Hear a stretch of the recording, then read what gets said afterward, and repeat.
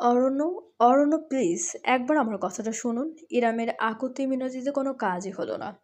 অরণ্য তার হাতটা ধরে টানতে টানতে বেডরুমের ভেতর নিয়ে গিয়ে বিছানায় ফেলে দিল। যে কবজিটা অরণ্য ধরেছে সেটায় লাল দাগ পড়ে গিয়েছে, ভীষণ ব্যথায় টনটন করছে। অরণ্য ঠাস করে দরজাটা আটকে দিল, অতপর ইরামের দিকে ফিরল। লোকটার চোখ মুখে উপচে পড়া ক্রোধ। ফুসতে ফুসতে বিছানার কাছে এসে ইরামের শরীরের উপর ঝুঁকে পড়ল সে। তুই ওই বাইঞ্চোদটাকে ঘরের ভিতর ঢুকতে দিয়েছিস কোন সাহসে? কি সম্পর্ক তোর ওই কুত্তার বাচ্চার সাথে? কেঁপে কেঁপে উঠল ইরাম, হাহাকার করে বলল, প্লিজ, উনি শুধু আমার অর্ডার ডেলিভারি করতে এসেছিল। অর্ডার ডেলিভারি করতে ঘরের ভিতর ঢোকাতে হয়? বলছিল একটু পানি থাকলে দিতে। এত গরম বাইরে, তাই ভেতরে বসিয়ে শুধু পানি দিয়েছিলাম আমি। শুধু পানি খাইয়েছিস নাকি নিজেকেও? অরণ্য! ঠাস করে ইরামের গালে একটা থাপ্পড় বসিয়ে দিল অরণ্য।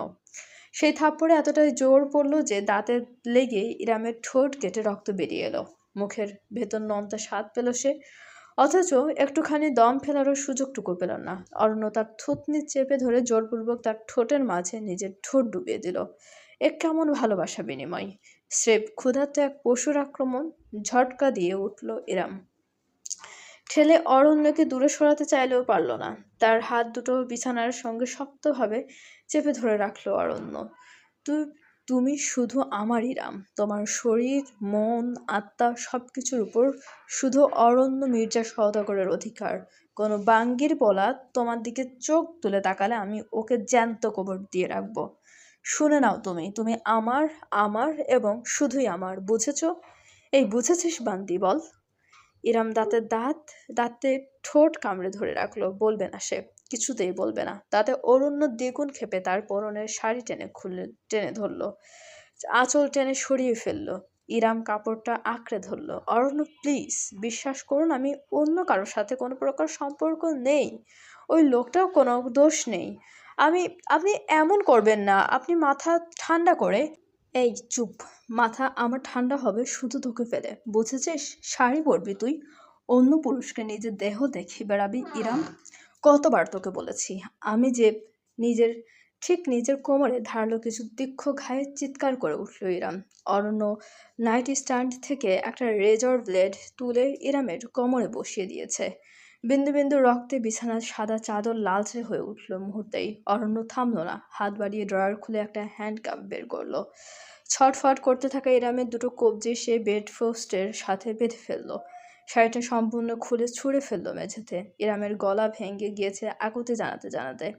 প্লিজ অরণ্য, এখন না, আমার খুব কষ্ট হচ্ছে, দোহাই লাগে আপনার। অরণ্য, আমি তোর স্বামী। আমার যখন মন চায় তোকে নিজের ইচ্ছে মতো ভোগ করতে পারি। তুই নিজের কাবিননামায় স্বাক্ষর করে সেই সার্টিফিকেট আমায় দিয়ে দিয়েছিস, তাই এখন একদম চুপ থাকবি।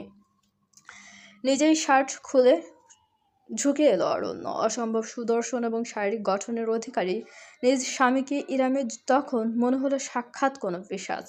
তার গাল চেপে ধরে নিজের আদুরে গলায় অরণ্য বলল, এবারের মতো তোমাকে বিশ্বাস করলাম, কিন্তু দ্বিতীয়বার কোনো পরপুরুষের সাথে যদি তোমায় দেখি বউ, তাহলে ওটাকে খুন করবো। এরপর তোকে সব শেষে নিজেকে, বুঝেছ? How much I love you my world. Arnab নিজের কাজ আরম্ভ করলো, অথচ ইরামের শরীর একটুও সায় দিল না। চোখ বুজে ফেললো সে। ফোটায় ফোটায় নীরব অশ্রু বাহালিসে পড়ে যেন জানতে চাইল এ কেমন ভালোবাসা।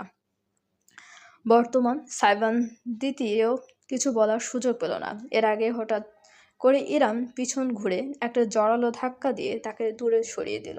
ধাক্কাটায় অদ্ভুত জোর পড়ল, যার দরুন সাইবান সোজা বিপরীত দিকের কাউন্টারে গিয়ে আছড়ে পড়ল। কোনো মতে দু হাতে নিজের ভারসাম্য রক্ষা করে প্রসারিত দৃষ্টিতে চেয়ে দেখল সেই ইরামকে।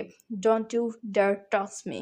শান্ত, নির্মল, স্নিগ্ধ ইরাম সেকেন্ডের ব্যবধানে ধারণ করেছে রুদ্রমূর্তি। তার চোখ বেয়ে যেন আগুন ঝরছে। ফ্যাল ফ্যাল করে চেয়ে রইল সাইবান। কিছুতেই বুঝতে পারল না এই রমণীর সঙ্গে কি হচ্ছে। ইরামের কণ্ঠস্বর অবধি বদলে গিয়েছে, তাতে দৃঢ়তা এবং ক্রোধ। কি ভাবো কি নিজেদের তোমরা ছেলেকে? স্ত্রী কি তোমাদের ব্যক্তিগত প্রপার্টি?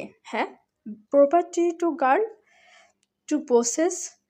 নিজেরা হাজারটা মেয়ের দিকে চোখ দিলে সমস্যা নেই, কিন্তু স্ত্রী সামান্য হাত ধরলে, মুচকি হাসলে সব সমস্যা। কি বলতে চাও তুমি? তোমার দুলাভাইয়ের সাথে আমার পরকীয়ার সম্পর্ক? ইরাম আপু। শেষ বাক্যের পর আর চুপ থাকতে পারল না সাইবন। পাল্টা গর্জে উঠল সেও। মুখ সামলে কথা বলুন আপনি। খবরদার ওই শব্দটা যদি আর একবার মুখে এনেছেন, তবে কি করবে তুমি? বিছানায় টেনে নিয়ে যাবে? মারবে? জোর করে ভোগ করে বুঝিয়ে দেবে আমি শুধু তোমারই সম্পত্তি? Shut the fuck up right now. Saibon রেগে গিয়েছে। ইরামের এমন প্রতিক্রিয়ায় তার মাথা কাজ করা বন্ধ করে দিয়েছে। নিজেকে কেমন অপরাধী লাগছে। প্রপার্টি দখলবাজ ছেলে ইরাম তাই ভাবে তাকে। হ্যাঁ, তাই তো। এরম কবেই বা তাকে প্রাধান্য দিয়েছে, কবেই বা তাকে নিয়ে একটু ভেবেছে।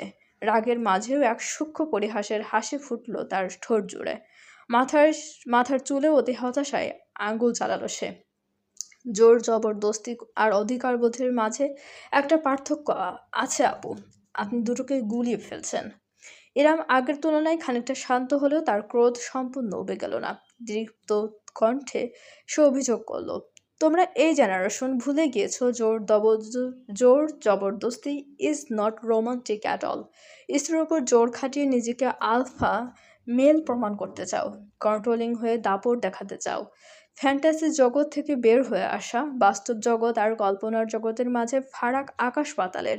একটা মেয়ের ওয়াদায় যুক্ত হওয়ার অর্থ এই না যে নিজের গোটা অস্তিত্ব তোমার নামে দলিল করে দিয়েছে। আপনি আমাকে শুরু থেকে তাই ভেবে এসেছেন, তাই না ইরাম আপু?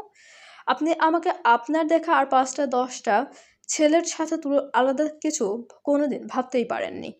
সাইবানের কথাই হঠাৎ করে থমকে গেল ইরাম। এতক্ষণে যেন তার হুঁশ ফিরল। একটা ঘোরের মধ্যে ছিল যেন, হুট করে বাস্তবে চলে এসেছে। সামনে সাইবান দাঁড়িয়ে আছে, ছেলেটার চেহারা উৎফুল্ল, ঠোঁটে সবকিছুতেই সবসময়ের মতোই দুষ্টুমির হাসি, অথচ তার চোখে উদ্ভাসিত অব্যক্ত বিষাদটুকু ইরাম ঠিকই টের পেল।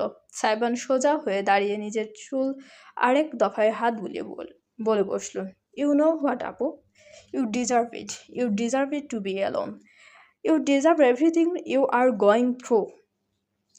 ইরামের শির দাঁড়াবে ঠান্ডা একটা স্রোত বয়ে খেলে গেল। কোনো জবাব দিতে পারল না সে। সাইবান উল্টো ঘুরে হন করে কিচেনের বাইরে বেরিয়ে গেল। যাওয়ার আগে হাতের ধাক্কায় ঠাস করে একপাশে রাখা থালা বাসনের বক্সটা ফেলে দিল। মেঝেতে ঝপাস করে পড়ল সবকিছু, ভেঙে ছড়িয়ে ছিটিয়ে গেল চারপাশে। ভাঙ্গা কাচের উপর প্রতিফলিত হওয়া নিজের অসংখ্য প্রতিবিম্বের দিকে একদৃষ্টে চেয়ে রইল ইরাম। কখন সামিয়া এবং মিসির দুজনেই অত্যন্ত চিন্তিত হয়ে কিচেনে এসে তাকে ধরল, সে টেরটুকুও পেল না। সেদিন রাতের বেলা গেস্ট রুমের ভেতর আয়নার সামনে দাঁড়িয়ে আছে ইরাম। নিজের প্রতিবিম্বকে নিজেই বেশ খানিকটা অচেনা লাগছে। আজ বহুদিন বাদে সে সাজগোজ করেছে। জীবনের সব সময় অন্যের খেয়াল রাখা হলেও কখনো নিজের খেয়াল রাখার সুযোগ হয়নি তার। রুগ্ন পাতলা শরীরে ঢোলা গাঢ় সবুজ চুমকি বসানো ডিজাইনার কামিজ জড়ানো সামিয়া অনেক শখ করে এনে দিয়েছেন। সাইবানের বিয়েটা যেহেতু হঠাৎ করেই হচ্ছে, তিনি চান অন্তত আজ রাতে ছোট করে একটা মেহেদি অনুষ্ঠান করতে। অনুষ্ঠান বলতে খাওয়া দাওয়ার আয়োজন।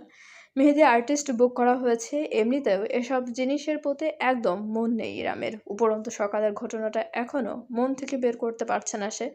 সাইবানের চেহারাটা স্মরণে আসলেই নিজেকে কেমন অপরাধী লাগছে তার। অরণ্যর মানদণ্ডে সাইবানকে মেপে ফেলেছে সে। তখন না বুঝলেও এখন তার খারাপ লাগছে। মনের ভেতর একটা অশুভ চিন্তা উকি দিচ্ছে। সাইবান শেষ যে কথাটা তাকে বলে গিয়েছে সেটাও ভীষণ গায়ে লেগেছে। হাঁটুর বয়সী একটা ছেলে এইভাবে তার মুখের উপর বলে গেল, আর সে দাঁড়িয়ে দাঁড়িয়ে শুনল। সবকিছু মিলিয়ে ইরাম এখন অথই দ্বিধাদ্বন্দ্বে ভুগছে। জরিদার লালচে সোনালি পাড়ের ওড়নাটা গায়ে জড়াতেই ইরাম আরেক দফায় নিজের প্রতিবিম্বকে দেখল। ভিন্ন একজন মানুষ তাকিয়ে আছে তার দিকে। ইজান কোলে আসার পর থেকে সময় করে নিজের চুল আঁচড়ানোর প্রয়োজন বোধ করেনি। ত্বকের যত্ন নেওয়ার সুযোগ হয়নি নিজের শারীরিক ক্ষতি পুষিয়ে নেওয়ার সুযোগ। তবুও হালকা মেকআপের প্রলেপে এবং গয়নার সজ্জায় তাকে মন্দ লাগছে না। তাজা গোলাপের মালা হাতে বেঁধে এবং চুলে গুজে শেষমেশ নিজের সাজসজ্জায় ক্ষান্ত দিয়ে ইরাম বাইরে বেরিয়ে এলো। বাড়ির লিভিং রুমটা বেশ সুন্দর করে সাজানো হয়েছে। মরিচবাতি এবং পর্দায় ঘেরা চারপাশ। সোফা সরিয়ে মেঝেতে কার্পেট বিছিয়ে দেওয়া হয়েছে। তাতে মেহেদি, মিষ্টি, ফলমূল ইত্যাদির ডালা সাজানো। মেহেদি আর্টিস্ট ইতোমধ্যে চলে এসেছে কার্পেটে বসে এই মুহূর্তে সারিকার হাতে মেহেদি পরিয়ে দিচ্ছে। একপাশে সামিয়ার কোলে চুপটি করে বসে ইজান বড় বড় চোখ মেলে চারপাশে দেখছে। সুগন্ধা একটি ঝুনঝুনি নাড়িয়ে তার আকর্ষণ ধরে রাখতে চাইছে। বাড়ির একমাত্র জামাই মিসির হলুদ একটা পাঞ্জাবি পরেছে, হাতে মোবাইল ফোন পায়চারি করতে করতে কারোর সঙ্গে কথা বলছে। খুব সম্ভবত বিয়ের কোনো কাজ নেই। মোটামুটি সকলকে দেখতে পেলেও সাইবানকে কোথাও চোখে পড়ল না এরামের। তার বন্ধু বান্ধবদের আসার কথা ছিল, এসেছে কিনা কে জানে। আরে কি সুন্দর লাগছে তোকে, আমি জানতাম আমার চয়েস ভালো, তবে এতটাও ভালো ভাবতেই পারিনি। সামিয়ার মন্তব্য করতে চোখ ঘুরিয়ে ইরামের দিকে তাকালো সারিকা। আপাদমস্তক রমণীকে পর্যবেক্ষণ করে দৃষ্টি ফিরিয়ে নিল বিতৃষ্ণায়। খাচ্ছে পড়ছে আমাদের টাকায়, আবার যত সব ঢং। কথাটা সারিয়া মৃদু গলায় বলল, পিছন থেকেই ইরাম স্পষ্ট শুনতে পেল। তবে বাইরের মানুষের সামনে তেমন কোনো মন্তব্য না করার সিদ্ধান্ত নিল। ইজানকে আদর করে এসে অতপর কার্পেটে পা ছড়িয়ে বসল সে। মেহেদি আর্টিস্ট তার হাতে নিজের কারুকার্য রচনা শুরু করলো। তৎক্ষণাৎ বিষয়টা খুবই বিরক্তিকর, এত দীর্ঘ সময় ধরে একটানা এভাবে বসে থাকা। ইরাম সব থেকে সংক্ষিপ্ত আর সিম্পল ডিজাইন বেছে নেওয়ার পরেও পাক্কা 2 ঘন্টা সময় লাগলো সম্পূর্ণ শেষ হতে। বসে থাকতে থাকতে ইতোমধ্যে ইরামের পিঠ ধরে গিয়েছে, অবশ হয়ে আসছে হাত পা। মেহেদি আর্টিস্ট মেয়েটা তাকে নরম গলায় শুধালো, আপু আপনার হাজব্যান্ডের নাম কি? চোখ পিট পিট করলো ইরাম। হাজব্যান্ডের নাম দিয়ে কি হবে? মেহেদির ডিজাইনের ভিতর একটা জায়গায় লুকিয়ে লিখে দেবো, পরে হাজব্যান্ড খুঁজে বের করবে ওনার নাম কোথায় লেখা আছে। এসব আজব ট্র্যাডিশন কবে উদ্ভব হলো? ভেবাচাকা খেয়ে গেল মেহেদি আর্টিস্ট। না মানে এটা ট্রেন্ড, সবাই করে তাই। সবাই করলে কি আমাকেও করতে হবে? সব বলতে বলতে ইরামের চোখ পড়লো সারিকার দিকে। তার মেহেদি পড়া শেষ। মিসের একটা হেয়ার ড্রায়ার নিয়ে এসেছে, তার পাশে বসে হাতে ড্রায়ার চালিয়ে দ্রুত শুকিয়ে নিতে সাহায্য করছে। দৃশ্যটা মনোরম, অথচ সারিকা কেমন শকুনি দৃষ্টিতে ইরামকে দেখছে। মাথা ঝাঁকিয়ে শেষমেশ সুর পাল্টে ইরাম মেহেদি আর্টিস্টকে বলল, আচ্ছা লিখুন, কথায় লিখবেন? জি, নামটা বলুন আপু। সারিকাকে শুনিয়ে শুনিয়ে খানিকটা অহেতুক জোর দিয়ে ইরাম বলল, লিখুন আমার আলাদিন। বাড়ির গেটের ভেতরে ঢুকলো সাইবানের গাড়ি। পিছনে অনুসরণে অনুরাগের বাইক। ভেতরে বিয়ে সম্পর্কিত একটা অনুষ্ঠান হচ্ছে, সেটা সাইবানের পোশাক আশাকেও বোঝা যাবে না। সবসময়ের মতোই একটা হাত ছাড়া কালো রঙের টাইট ফিটিং ট্যাঙ্ক টপ আর সাদা ট্রাউজার পরনে জিমে গিয়েছিল। সেখান থেকে অনুরাগের বাসায় পরে সামিয়া ফোনের উপর ফোন করে একেবারে বন্ধুদের সঙ্গে নিয়ে বাড়ি আসলো। সাইবান গাড়ির দরজা খুলে বেরোলো। তার ঠোঁটে ঝুলছে সিগারেট, আজ সারাদিন সেবন করা 6 নাম্বারটা। গাড়ি থেকে নীরব এবং অনুরাগের সঙ্গে বাইক থেকে নেমে আসলো আফনান। সকলেই আশেপাশে তাকালো। অল্প হলেও সাজসজ্জা সুন্দর লাগছে। মরিচবাতি ঘেরা, এখানে সেখানে হলুদাভ এবং নীলাভ লাইটিংয়ের ব্যবস্থা। বাড়িটা স্বর্ণের মতন জ্বলজ্বল করছে সামনে। ভেতর থেকে হালকা ধাঁচের কাওয়ালি মিউজিকের আওয়াজ ভেসে আসছে, সঙ্গে কোরমা পোলাওয়ের সুঘ্রাণ। সকলেই বেশ উৎসাহ নিয়ে আশপাশ দেখতে লাগলো। অনুরাগ হেঁটে গিয়ে সাইবানের ঠোঁট থেকে সিগারেট কেড়ে নিয়ে মাটিতে ফেলে জুতো দিয়ে পিষে ফেললো। বিরক্ত বোধ করলো সাইবান। কি সমস্যা? আজ বাদে কাল তোর বিয়ে, আর তুই এখন সিগারেট ফুঁকে যাচ্ছিস। আমি সিগারেট খাবো, গাঁজা টানবো, মদ গিলবো, তোর কি সমস্যা তাতে? আর বিয়ে? তার ছেলের হাসলো সাইবান। ওইসব বিয়ে টিয়ে হলো ভুংভাং। আমার জায়গায় থাকলে বুঝতি। তোর এত শখ হলে আমার বদলে তুই বিয়েটা করে ফেল, কেমন? ধর্ম আলাদা না হলে হয়তো ভেবে দেখতাম। অনুরাগের কথায় ভ্রুকুটি করলো সাইবান। অনুরাগ সিনহা ধর্মে সনাতনী, কিন্তু বন্ধুদের মাঝে কখনো জাত পাত ধর্ম বিষয়ে কোনো পার্থক্য উঠে আসেনি। আফনান এবং নীরবের থেকে সাইবান অনুরাগের সঙ্গে বেশি মিছুক। আফনানরা এসেছে অনেক পরে, সেখানে অনুরাগ তার স্কুল জীবনের বন্ধু, তাই অন্য সকলের থেকে ছেলেটা তাকে একটু বেশি বুঝতে পারে। কে ভেবে দেখতি আমার হবু বউকে বিয়ে করবি সেটা? আরেকবার ভাব দেখি। সাইবান, না না সোনা, ওসব বললে হবে না। ভাব, শুধু তুই একবার আমার সামনে ভাব, এক্ষুনি ভাব। তোর মাথার শিল পাটা ভেঙে ভাবনা ঘুচিয়ে দেবো একদম। অনুরাগ আর সাইবানের কথোপকথনের মাঝখানে আফনান আর নীরব কাছে ঘেঁষে দাঁড়ালো। নীরব শীষ বাজিয়ে হঠাৎ জিজ্ঞেস করলো, আন্টি কোথায়? আন্টি আন্টিটাকে দেখছি না যে। সাইবান ভ্রু কুচকে বলল, মম তো বিজি। আরে না, তোর হবু বউ আন্টিটা। আফনান আর নীরব একে অপরের সাথে হাই ফাইভ করে অট্টহাসি হেসে উঠল। সাইবান এবং অনুরাগ দুজনই খানিকটা বিব্রত হয়ে পড়ল। অনুরাগ বলে উঠল, এই এই এসব কোন ধরনের দুষ্টুমি? দুষ্টুমির একটা লিমিট আছে, কাউকে অসম্মান করে কথা বলবে না।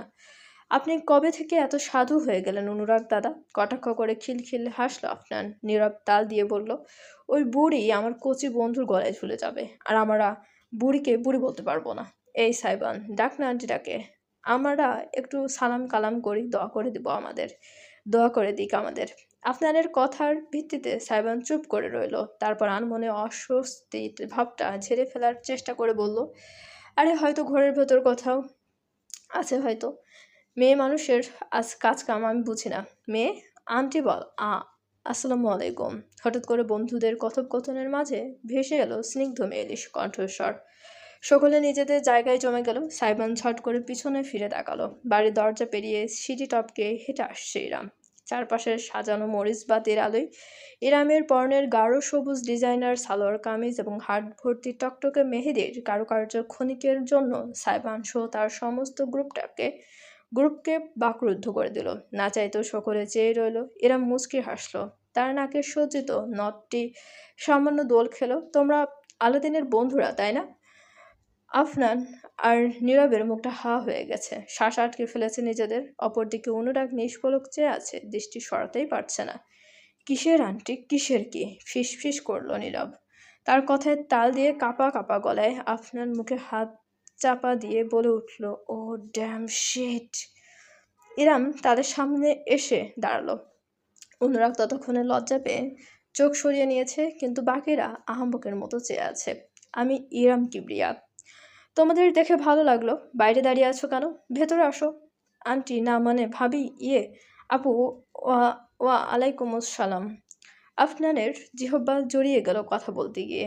নীরব নিজের মুখ বন্ধ করে শক্ত একটি ঢোক গিলে বলল, মানে আপু, না মানে ভাবি।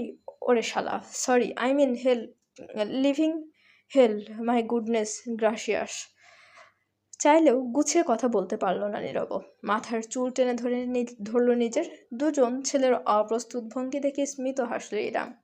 তোমরা বোধ হয় অনেকটা টায়ার্ড, প্লিজ ভেতরে যাও, আমি শরবতের ব্যবস্থা করছি। আর তুমি মিস্টার ভদ্র ছেলে, যাও গিয়ে বসো ভেতরে। অনুরাগের গাল রক্তিম বর্ণ ধারণ করলো যখন ইরাম তাকে ভদ্র ছেলে বলে ডাকলো। তিনজনই রোবটের মতন মাথা নেড়ে প্রায় ছুটে বাড়ির ভেতরে চলে গেল। যাওয়ার আগে একজন নির্দিষ্ট বান্দার তরফ থেকে পাওয়া ভয়ঙ্কর দানবিক দৃষ্টিটা আর খেয়াল হলো না কারোরই। সকলে চলে যেতেই একটা নিঃশ্বাস ফেলে ইরাম ঘুরে তাকালো। অবশেষে দেখলো সে সাইবানকে তখনও একইভাবে দাঁড়িয়ে আছে। তার চোখ জোড়া নিবদ্ধ ঠিক যেই পথে আপনার নীরব আর অনুরাগ ভিতরে ঢুকেছে সেই পথে। দৃষ্টিতে একটা তীক্ষ্ণ ধার। অশুভ। আলাদিন, নরম গলায় বলল ইরাম। সাইবান চোখ ঘুরিয়ে তাকে দেখলো। আপাতমস্তক পর্যবেক্ষণ করলো সে ইরামকে খুঁটিয়ে খুঁটিয়ে। মাথার চুল থেকে পায়ের পাতা অবধি 1 ইঞ্চিও বাদ রাখলো না। ওই চোখের মাঝে এতটাই গভীরতা যে ইরামের মনে হলো অথই সাগরে ডুবে যাচ্ছে সে। সাইবান কোনো রাগঢাক করছে না, জিভ গালে ঠেকিয়ে নির্লজ্জের মতো তাকে দেখে যাচ্ছে তো যাচ্ছেই। দীর্ঘ একটি প্রশ্বাস টেনে নিজেকে শান্ত রেখে ইরাম বলতে গেল, আজকে সকালের জন্য আমি কথাটা ইরাম শেষ করতে পারল না। সাইবানের উপর পাশ থেকে পশুর মতো কিছু একটা ঝাঁপিয়ে পড়ল। ইরামের দিকে তাকিয়ে থাকায় মস্তিষ্কে ঝিম ধরে গিয়েছিল বেচারার। বিপদের আঁচটুকু টের পায়নি। এত ক্ষিপ্রতায় ঘটনাটা ঘটল যে তাল সামলাতে বেগ পেতে হলো ইরামের। সে শুধু দেখল সাইবান মাটিতে আছড়ে পড়েছে। তার বুকের ওপর চড়ে বসে ক্রমাগত মুখে ঘুষি হাঁকিয়ে যাচ্ছে একটা বছর 15-16 কিশোর ছেলে। স্কাউন্ডেল, বাস্টার্ড, আমার বোনকে বিয়ে করবি তুই? আমার বড় আপুকে? শালা লুচ্চা 420 বেয়াদবের বাচ্চা। চোখ তুলে দেখ তুই শুধু। আমার আপুকে ফাঁসিয়ে বিয়ে করা তোর পিছন দিয়ে বের করে দেবো আমি। ইহান। আঁতকে উঠল ইরাম। হতবিহ্বল হয়ে দেখল তার আপন ছোট ভাই কিভাবে বিরামে সাইবানের শরীর একের পর এক ঘুষি চালিয়ে যাচ্ছে তীব্র আক্রোশে। চলবে। গল্পটা আপনাদের কেমন লাগছে অবশ্যই আমাদেরকে কমেন্ট করে জানাতে ভুলবেন না, এবং আমাদের চ্যানেলটি প্লিজ সবাই সাবস্ক্রাইব করুন, এবং গল্পটি ভালো লাগলে অবশ্যই সবাই লাইক, কমেন্ট এবং শেয়ার করতে ভুলবেন না আপনাদের প্রিয় মানুষগুলোর সাথে। এবং আমাদের চ্যানেলের সঙ্গে থাকার জন্য সবাইকে অনেক অনেক বেশি ধন্যবাদ।